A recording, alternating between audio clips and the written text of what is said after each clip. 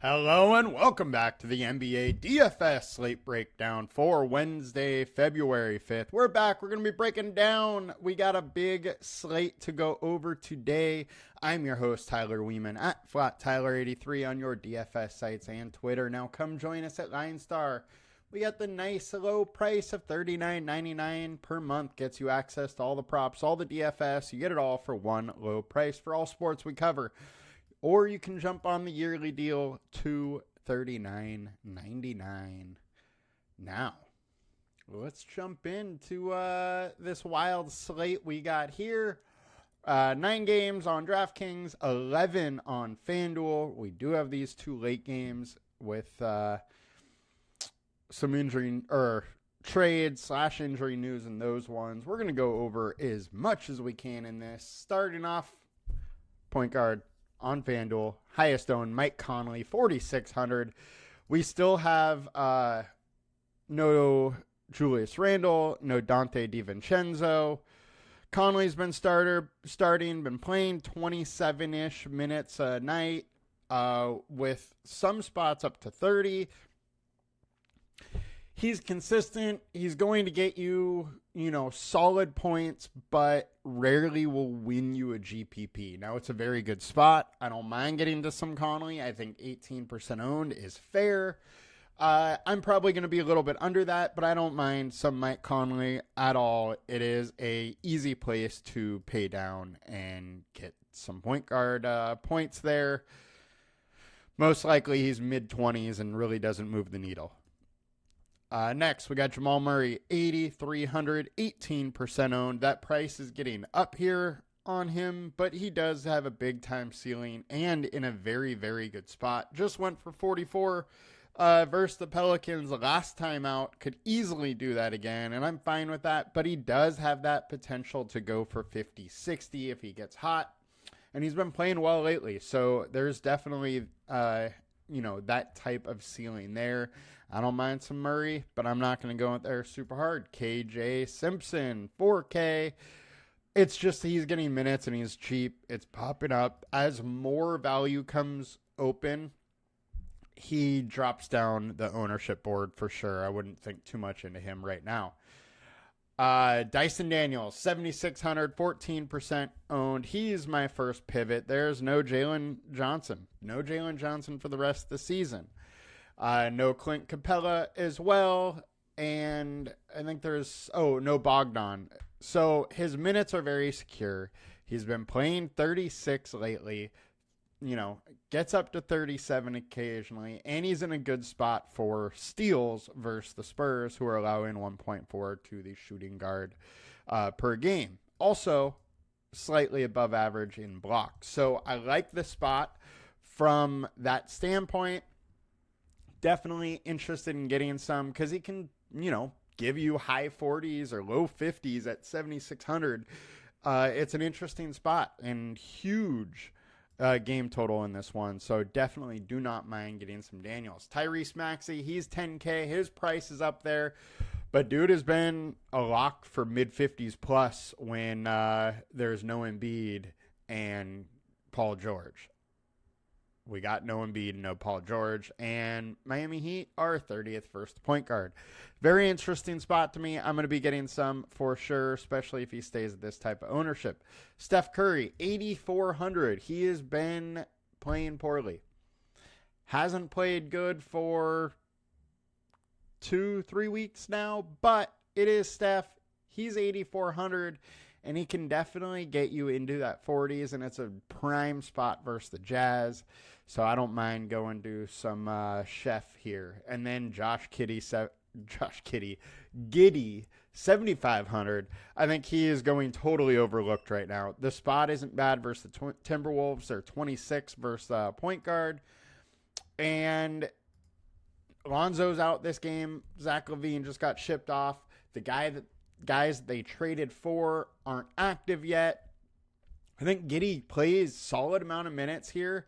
And at 0.12 fantasy points per minute, you give him 32, 34, and he's only 7,500, and there's a very good chance of 40 plus points. So I'm definitely getting to some giddy, and he has a big time ceiling, and we have him in only 7% owned right now. So definitely a very interesting spot to me.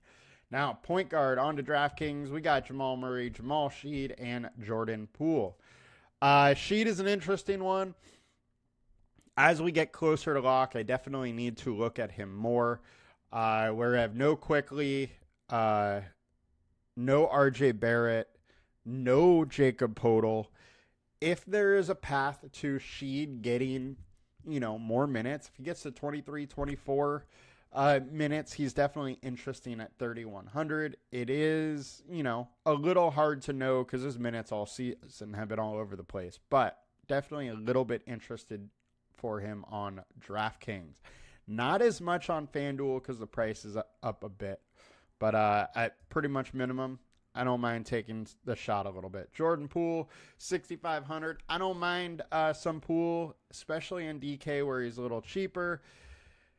He's in a good spot versus the Nets. He has a big time ceiling. There's no Kuzma, which gives him a little boost. But Brogdon is active, which just makes his minutes floor or minutes ceiling a little lower, and that's my only worry there. But I don't mind getting some Jordan Poole. Shooting guard on FanDuel. We got Jacoby Walter, 26% owned. He's 3,900. He started last night, played 29 minutes, didn't do a ton, but I don't mind going back there if he starts at 3,900 again. Now, my one thing here is if there is more value that opens up, I'm probably going to come off Walter a little bit, and more value likely will come out. Anthony Edwards, 9,400, 25% owned versus the Bulls, 226 total. He's been playing really well lately. I'm totally fine getting there. I'm probably going to end up just lower in the field on him. I don't mind 25%. I think it's fair, but I'm probably going to end up slightly lower. Grady Dick, 4,600.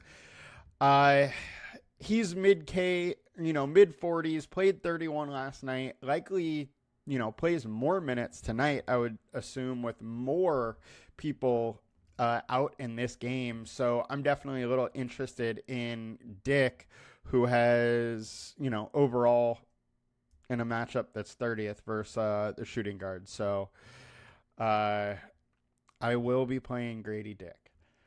And Christian Braun, 5,600, 21% owned. Throwing back to the Wolves in the starting lineup and playing big minutes. 38 and 41 the last two games. If he's going to play over 35 minutes, I got to have some interest. He only went for 27 last time, but, he went for 46 the game before that. I definitely am going to have a little bit of Christian Braun. I think 20% is probably around what I get as well. Maybe a little bit over. But he's definitely of interest to me. Dyson Daniel, 7,600. Talked about him. Giddy, we talked about him. Keaton George, 6,400. Look, he's going to enter the starting lineup again, or likely enters the starting lineup again. And he's going to play probably 30 plus minutes. I am absolutely interested in him in this spot. And as a starter, he was regularly in the 40s. So I'm fine going back to Keaton George in this spot versus the Warriors, who are 29th for shooting guard. I would expect him to start at the shooting guard spot and Collier to start at the point guard with Clarkson coming in. Again, there's no Colin Sexton, and that is the big change here. And I think he picks up decent minutes. I think Jordan Clarkson's a fine pivot off of George as well. Of the three, Collier is the one I don't really want, but definitely have some interest in that spot. Shooting guard on to DK, Jacoby Walter, Grady Dick, Jamal Murray. We have talked about them all, so we'll head over to small forward on FanDuel. Matthias Buzalelis. I totally probably butchered that, and I am sorry, Matthias. But 29% owned. He's 4,200. He went nuts last game, 31. fantasy points in 31 minutes. He has been solid from a fantasy point per minute this season at 0.88, and he's finally getting some minutes. Last 3 games, 26, 26, and 31. I think you can expect 26, 27 minutes for sure. There is the chance for pluses on top of that. He's been playing well all season long. We just don't have many games where he's actually got a chance. I'm absolutely interested into Matthias, and I'm going to probably have a decent amount of him. Anthony Edwards, 9,400. Talked about him. Scotty Barnes, 9,300. I think Scotty Barnes is interesting. Look, he's going to have a ton of usage. No Quickly, no Barrett. The game's on him. So I don't mind taking a little bit, but I'm not going to go super hard on him. He is interesting, though. We do have that ceiling. He has that ability to get to the 50s. And I'll have a little, not going super hard. Braun, we covered. And 6,700.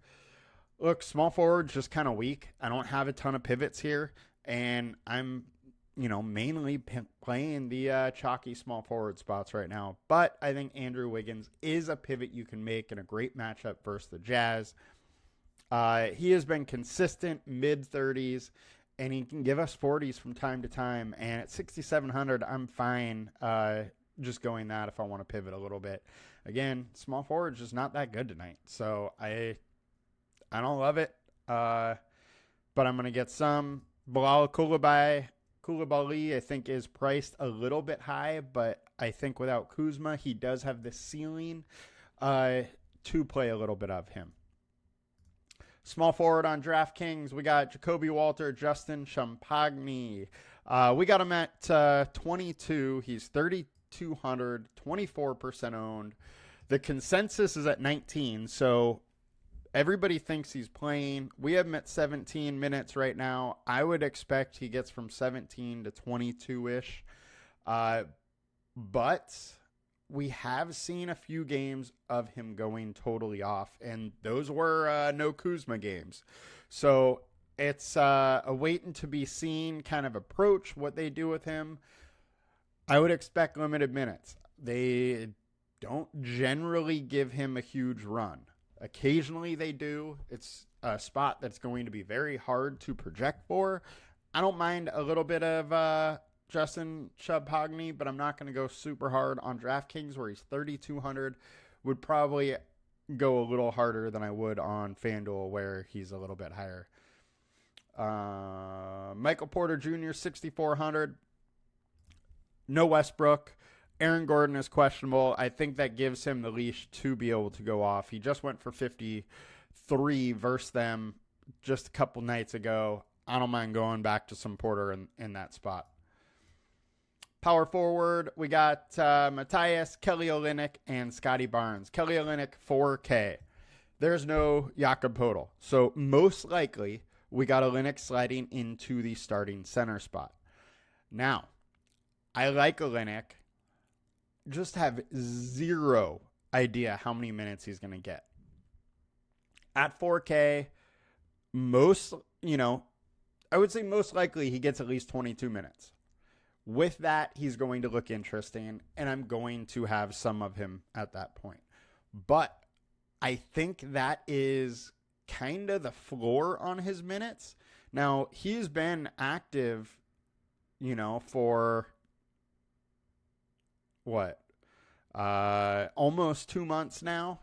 And I think he's going to be able to play 26, 28 minutes. So, I think he will, possibly be able to play that. I don't know, the full injury situation. They've obviously been limiting his minutes, but Poeltl's been playing well too. So why push it too much? If he is to get 26, 28% or 28 minutes, something like that, then he's like a lock button play where you just got to play him. Now, if he only plays 20 to 22 minutes, kind of like he has been, he probably goes very over-owned. Now, the likelihood of him crushing you is slim, but the problem with only playing that many minutes is the likelihood of him being a had to have it piece is, much more slim. Last time he started, he played 23 minutes. So I think that is a good barometer we could go off. I think 23 is likely, but there is pluses on top of that. I'm intrigued with having some Kelly Olynyk. Right now, he's one of my highest owned players. I got to dive in more, see what I want to do as we come closer to lock. If we get any more news about his potential minutes, anything like that. But I'm definitely a little interested in Kelly O. Barnes we covered. Porter we covered. Pivot time. John Collins, 6,800. 5x value we got him at. He's came back and played solid minutes. 32, 33, 28. And now there's no Colin Sexton, so he picks up a little usage from that. And it's a good spot versus the Warriors that don't have Kuminga.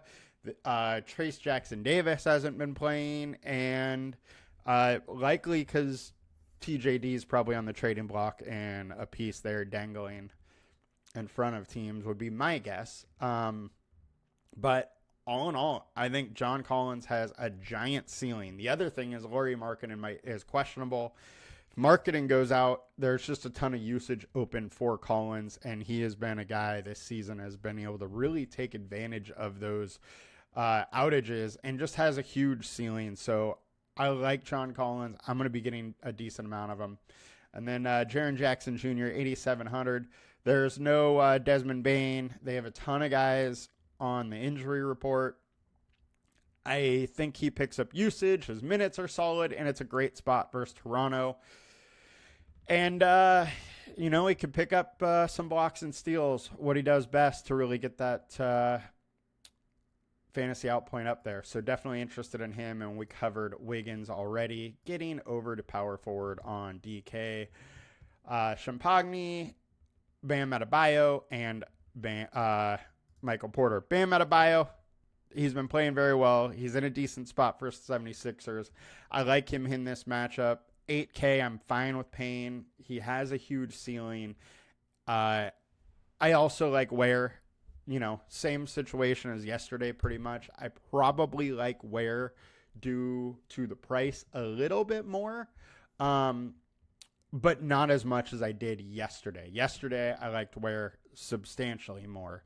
And I'm fine with some Bam. I'm going to get some. Not going to go super hard. This is another spot where I'm really not getting that different from the ownership. Now, getting over to center on FanDuel, we got Kelly O and Nikola Jokic, 13K. The guy has reached 13, and he's absolutely worth it. I would be fine going back to him in this spot. Now, he played well last time, but they had a couple guys go absolutely nuts. Didn't have to do much, and he still put up 67. I like Jokic in this spot. Absolutely fine going there. Don't mind getting it, especially if some more value opens. Wemby, 11.9K. I'm fine getting there. 12% owned. We know the ceiling's there. It's in a high pace up spot. He went for 70 earlier this year, went for 63 and 54 last year against them. I mean, I'm fine going back. It's the only thing with him is you're paying 12K for a guy that he needs, 7, 8 steals and blocks to get you there. Can he, though? Absolutely, especially in a decent matchup like the Hawks. But it's just a little harder to project, what he might do on a given night. Pivot-wise, well, actually, before we get that, let's talk about Jonas Valanciunas. Joe Val played 29 minutes last night, 30 the night before that. He can absolutely get to,